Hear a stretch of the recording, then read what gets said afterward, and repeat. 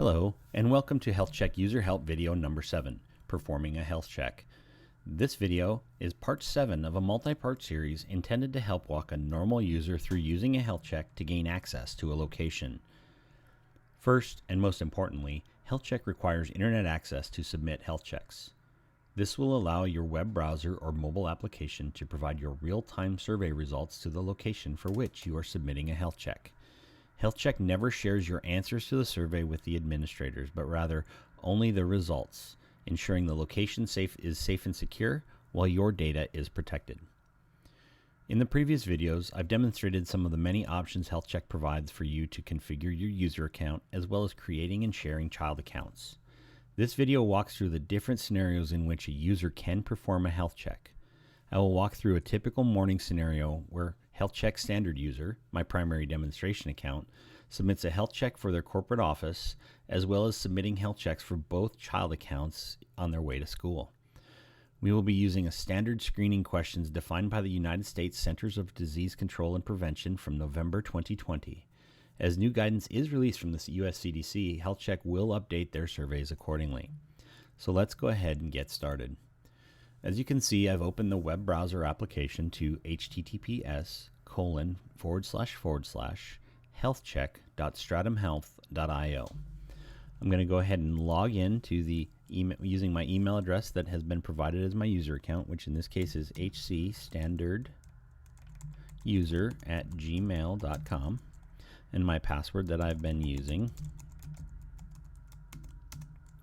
And when I go ahead and click on sign in, I'm ready to go. Most of the time up until this point, we've been evaluating the profile options, and what I just used to make sure is that I'm logged in as HealthCheck standard user. I am. So I'm going to go ahead and click on Check Health. Now you'll see that I have the option to select the number of profiles. For myself, I'm going to log in, and since I'm going to perform a health check as HealthCheck standard user, and I'm going to go ahead and select which location that I'm going to go ahead and check. For my case, I only have one, and it's my corporate office. Go ahead and click Next. There are 10 questions in the survey, and all of them have been identified by the United States Centers for Disease Control and Prevention to make sure that they align with screening results that fit the standards for COVID-19 screening. First and foremost, we need to know if we've tested positive. I'm going to go ahead and click on No. We do ask if you've traveled to a known hotspot or restricted state as documented by a public health authority in the last 14 days. Some states, some counties do have that restriction, as well as an international travel that may exist. Every state does have restrictions documented in the United States, as well as many countries internationally. In this case, I'm just going to go ahead and click No. I have not had any new or worsening cough in the last 14 days, nor have I had any difficulty breathing or shortness of breath. I have not had a sore throat, nor have I had any loss of the senses of taste or smell within the last 14 days. I have not experienced any headaches, body aches, chills, or fatigue in the last 14 days, nor have I had experienced any abdominal pain, nausea, vomiting, or diarrhea in the last 14 days. I have not come in contact with anyone who has a confirmed or suspected case of COVID-19, so I'm going to go ahead and click on No.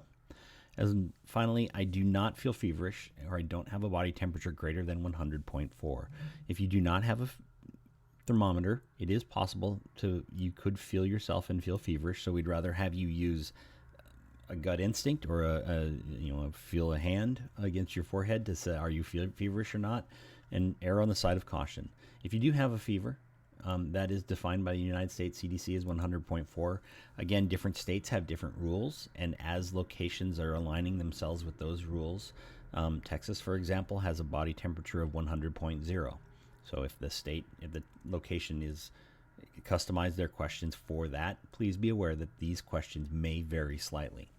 I'm just going to go ahead and click on No here. And when I click on No, you'll now see that I get a badge that allows me with a green stripe on the side that says I'm free to visit the public places at my facility. If I needed to, it'll tell me the date and time. And on 2/21 at 11:43 a.m. it was the location, which is corporate HQ. It gives my first name and gives my status, health check passed.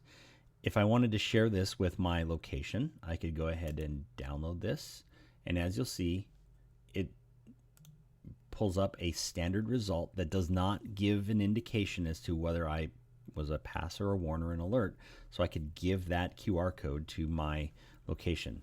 We do have an application, a partner application called HealthCheck Guard that a location can use to scan that QR code and verify that the check is valid. I'm going to come back to this and then just go ahead and click on HealthCheck again.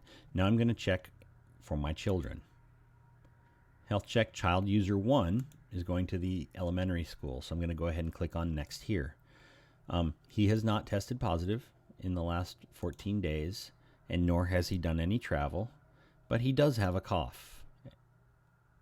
And he doesn't have any difficulty of breathing or shortness of breath.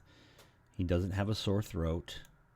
He hasn't lost the senses of taste or smell, nor has he experienced any headaches, body aches, chills, or fatigue.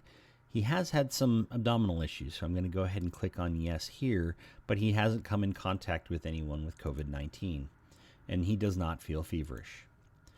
You'll notice now that that HealthCheck Child User 1 has generated a warning alert, a warning message.